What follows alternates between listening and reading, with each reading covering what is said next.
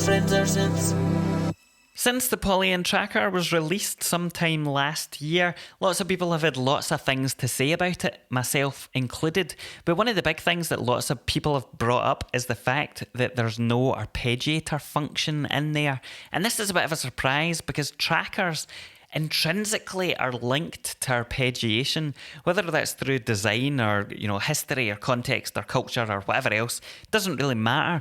Some of the most interesting things you can do on other tracker software, like LSDJ on the Game Boy, for example, is through the use of tables, which are basically just arpeggiations of different functions, if not notes.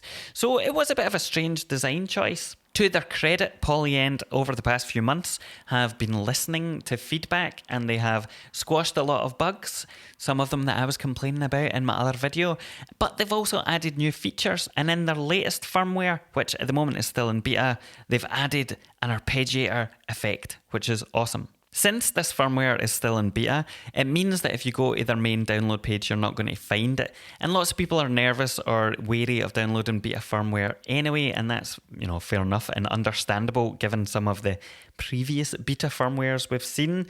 So if you're one of these people, but you're curious about how they were going to implement this arpeggiator effect, then I have decided to take it upon myself to take one for the team and download it and give you a demonstration.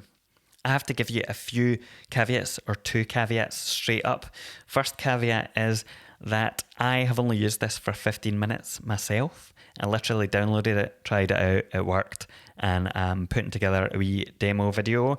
There isn't really any documentation that I could find on it yet, so all of this is subject A, to change if they update the firmware, but also B, subject to my own idiotic interpretation. The second caveat is that I'm using this very annoying camera to try and record the screen, because trying to get this macro close up and have it visible has been more difficult than I anticipated. So hopefully you're able to see what's going on, and if not, then, well, tough shit. The first thing we have to do is pick a sound, and to save time, here's one I made earlier. Well, I didn't really make it, but it's a sound from a Game Boy, because I'm a Game Boy fanboy and I think they sound particularly good with arpeggiations. So now we have our sound. If you're not familiar with how trackers operate effects or operate modulation, each step can be modulated through some kind of effect command, basically. And on the Polyend Tracker, we're lucky, I guess, because we have two different effects channels per track. So on each different track and on each different step, you can have two different effects. Now, beforehand, there was no arpeggiator effect, as we've mentioned. But now, if we go into effects and we scroll down, you can see there's an ARP effect. Wonderful. However, it isn't immediately clear how it operates. One other thing to note, actually, is in this firmware version, they've added this description.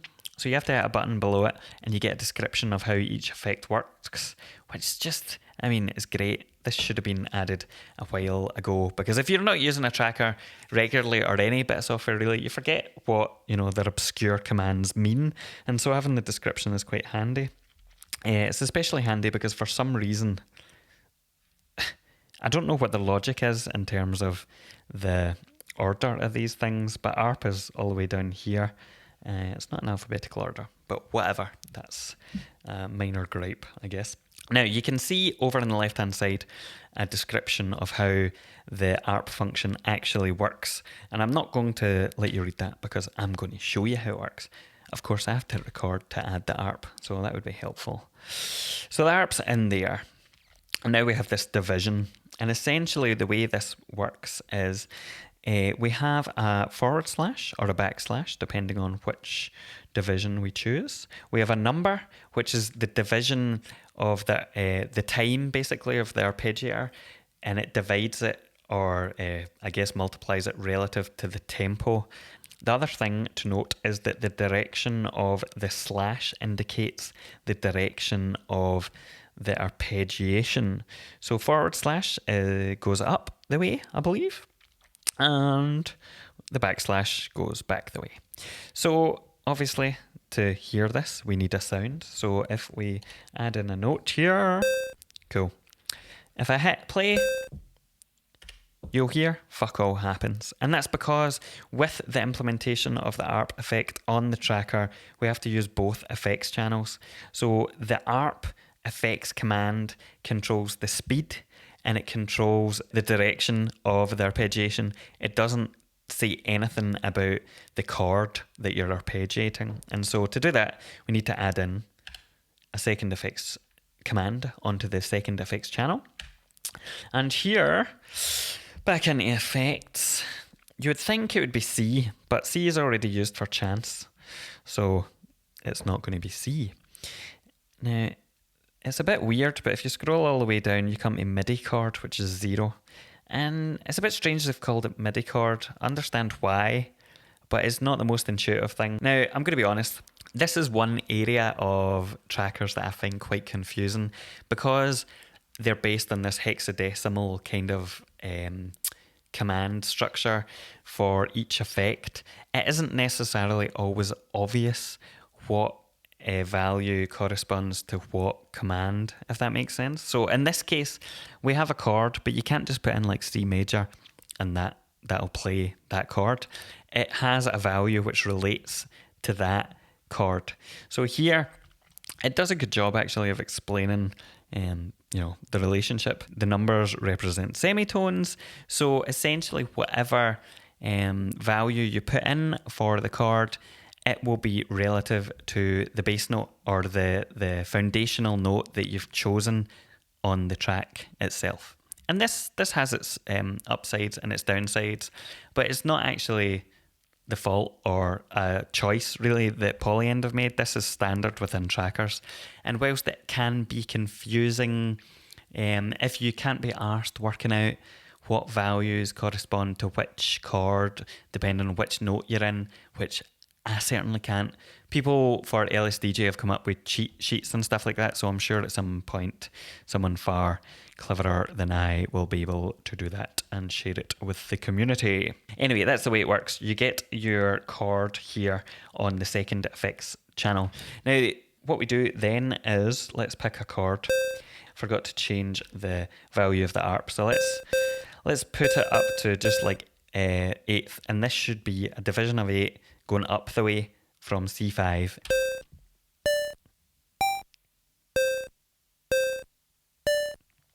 You can hear that it's going up the way and it's on a division of 8th. Now, if we are, let's play it and then adjust it and you'll get an idea of the changes in time. Let's stick it to 4 and that should be double the speed. Right. And you'll note that it doesn't automatically change. If you're used to other software, you might expect it to change as soon as you change the value, but it doesn't until it triggers that line in the effect. So let's bump it up to 2. It should be double again. Starting to sound more like an ARP we might expect. Now, if we change the chord itself, up some,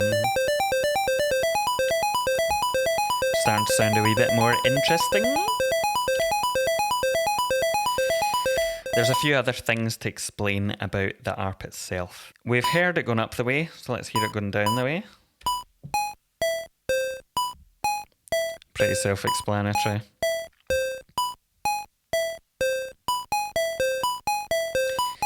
The other two things to kind of know about the way it's implemented is there's a dot for the time.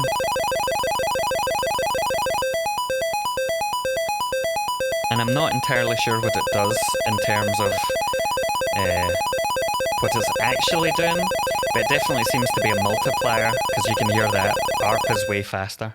So whatever the dot is doing, it's definitely multiplying it by some way, and you can get those, kind of arcade ARPs. The final thing to say about the ARP command, we have random.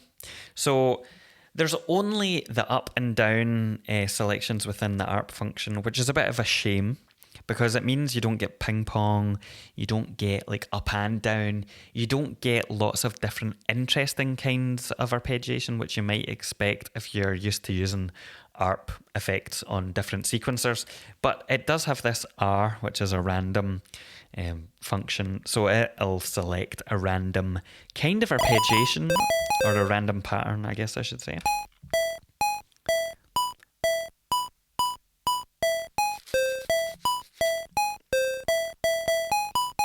And of course within that you get all of the kind of time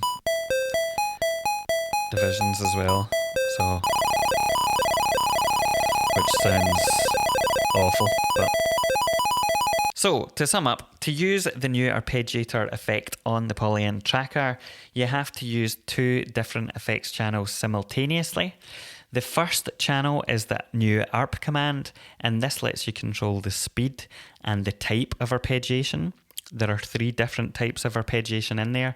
You can go up, you can go down, or you can have a random type of arpeggiation. The speed itself, I think you can multiply it, you can divide it, and that's about all I've been able to figure out so far. But it's relative to the tempo, so it's not going to, drift off and sound shite, which is always good.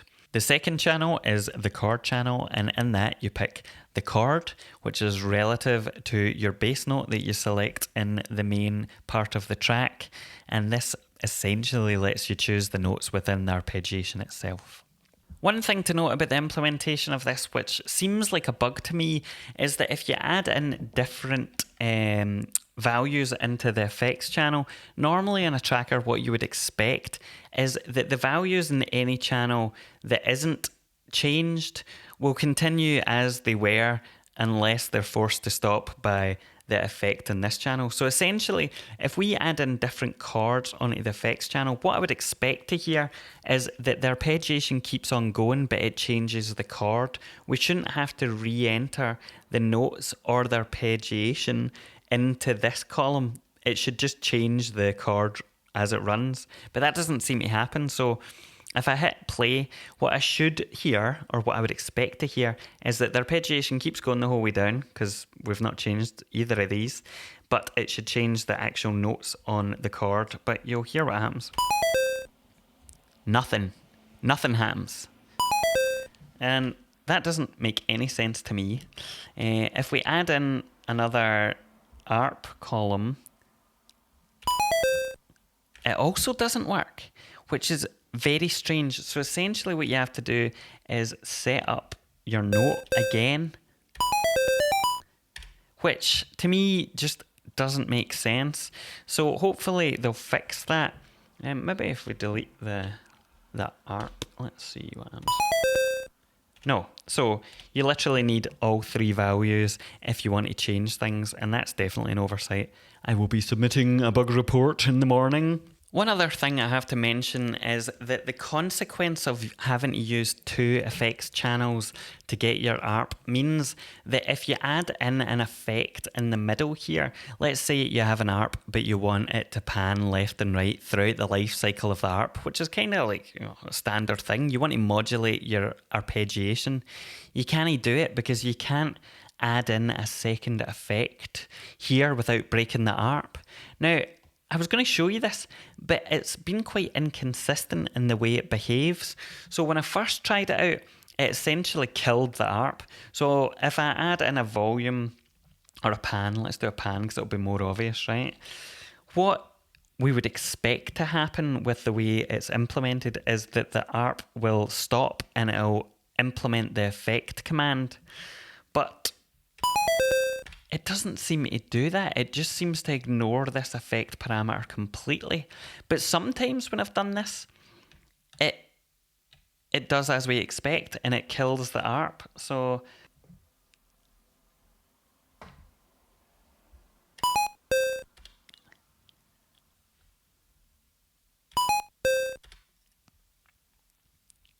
let's try another. It's very bizarre. So it definitely seems like there's some bugs in here that Polyend need to figure out.